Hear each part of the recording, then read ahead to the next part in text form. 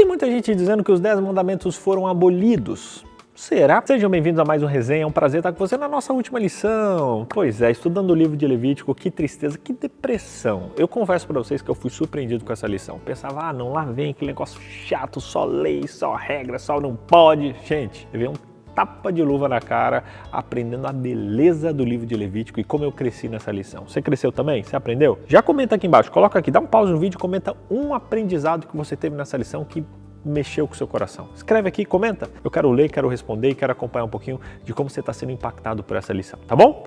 Bora para a nossa última lição?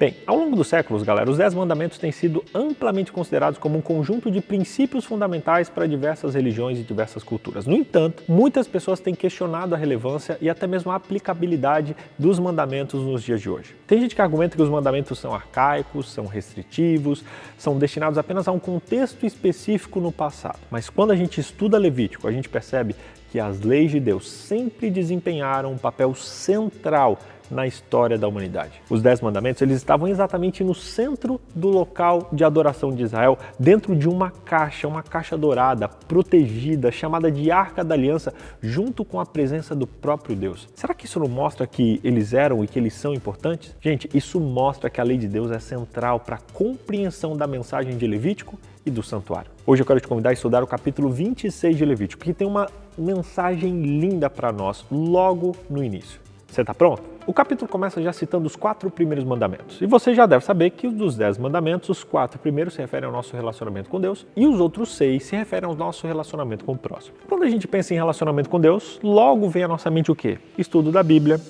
oração, testemunho, jejum. Mas você sabia que existe um outro elemento extremamente relevante que é a obediência? Você conhece a obediência? Vamos respirar.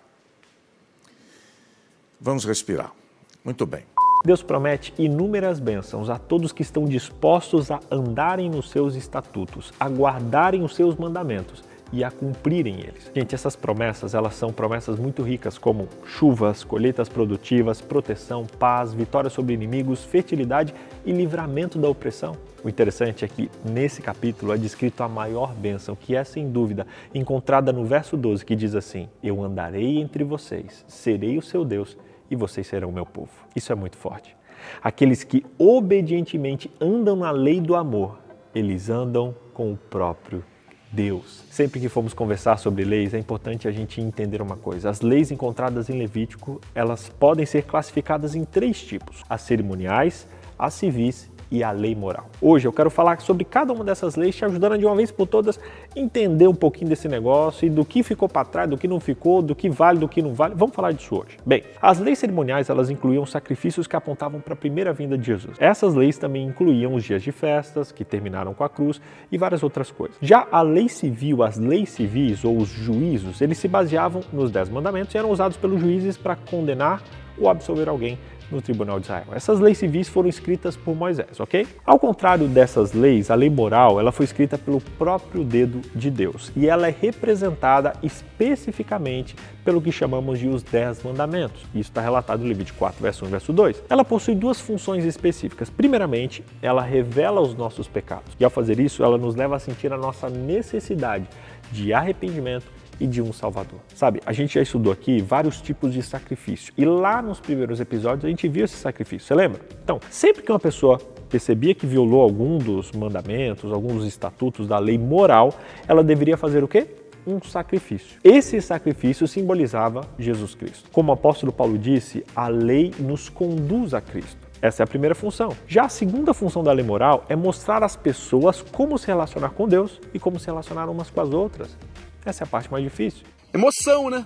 Essas diferentes leis podem gerar uma confusão na nossa cabeça em algum momento, porque algumas foram abolidas e outras não. Na verdade, algumas foram cumpridas e outras não. Mas, BJ, como eu posso saber quais ainda estão ali em ação, quais já foram cumpridas e quais são relevantes para mim hoje? Ótima pergunta e tão boa quanto a pergunta a resposta, que é: se o Novo Testamento apoia, ela ainda está em vigor. Por exemplo, uma vez que o Novo Testamento ensina que os sacrifícios de animais terminaram com a morte de Jesus, a gente não pratica o sacrifício de animais. Visto que o Novo Testamento ele não condena misturar 2 tipos de tecido nas nossas roupas, também a gente não é condenado e a gente também não se preocupa em misturar 2 tipos de tecido nas nossas roupas. Sabe, também a gente vê isso em relação a pecados que exigem pena de morte. No Novo Testamento a gente vê que eles ainda são chamados de pecado e nós também o consideramos assim. Mas como o Novo Testamento ele prescreve uma forma diferente de punição, nós adotamos essa parte. Espero que esse exemplo tenha ficado claro para você. Está lá em 1 Coríntios capítulo 5. Na verdade, gente, a lei não é apenas uma descrição do caráter de Cristo, mas também define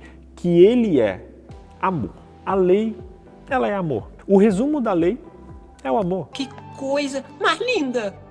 Por isso, talvez o argumento mais comum contra a observância da lei de Deus seja a antiga aliança que foi abolida na cruz. No entanto, em vez de se livrar da lei, a nova aliança simplesmente coloca a lei no seu lugar correto. Gente, a lei da antiga aliança ela foi escrita por Deus em tábuas de pedra, mas a lei da nova aliança é escrita pelo Espírito no nosso coração. Isso obviamente significa que agora, tendo a lei escrita no nosso coração, a gente pode e a gente deve obedecer ainda mais plenamente à lei moral de Deus. É exatamente isso que Paulo está dizendo em Romanos 8, verso 4, quando ele escreveu que as justas exigências da lei agora podem ser plenamente satisfeitas em nós, que não vivemos segundo a carne, mas segundo o Espírito. Se existe um momento onde a gente deveria estar guardando a lei, buscando guardá-la, é agora. Anota isso aí. Sobre a antiga aliança, a lei de Deus é uma lista de bons mandamentos, mas sobre a nova aliança é uma lista de boas promessas. Santificarei o meu sábado, não furtarei, não matarei, não cometerei adultério e assim por diante. Isso são promessas, isso são presentes, isso muda tudo, porque é Jesus quem realiza isso em nós. Sabe, a atuação de Jesus na lei muda completamente o nosso entendimento dela, entende? Precisamos entender que a lei não existe para limitar, mas para potencializar. Ela nos protege para que a gente possa ir mais longe.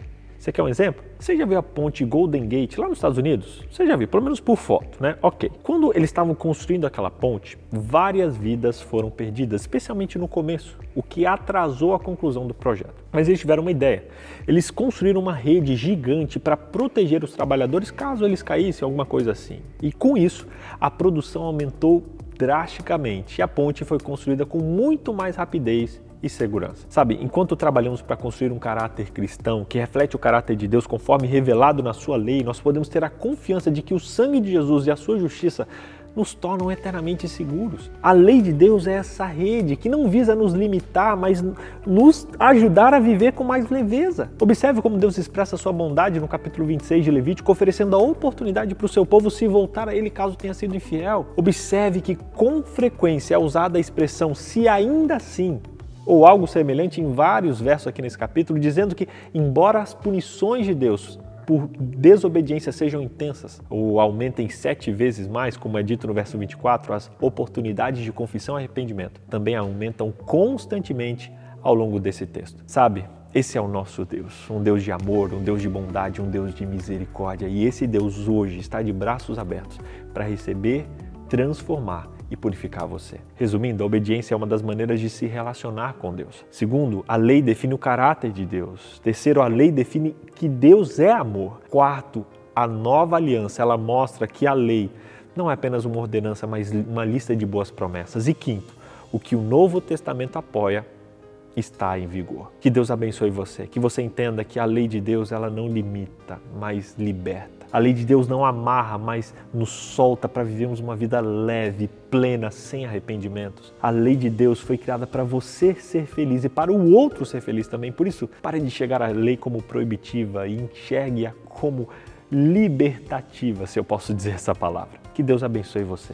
Que a lei de Deus possa ser cumprida na sua vida pelo poder de Deus e que você o honre, seguindo esse padrão moral, usando ele como base para reconhecer, inclusive, a sua incapacidade de fazer isso, mas não largando os betes, como a gente diz lá no Sul, continuando na sua luta, pedindo que Deus lute por você e te use como instrumento de bênção, de misericórdia, que vive a semelhança do nosso Criador. Que Deus abençoe você. Foi um privilégio estudar Levítico com você, foi um privilégio estar com você durante essa jornada. Semana que vem a gente está de volta com mais uma lição totalmente diferente e tem muita coisa legal para você no próximo trimestre, mas de coração eu deixo aqui o meu sincero desejo de que você experimente um relacionamento profundo com esse Deus que foi descrito aqui em Levítico. Um Deus de justiça, um Deus de ordem, mas um Deus de amor e de misericórdia. E que a misericórdia desse Deus seja derramada sobre a sua vida no dia de hoje.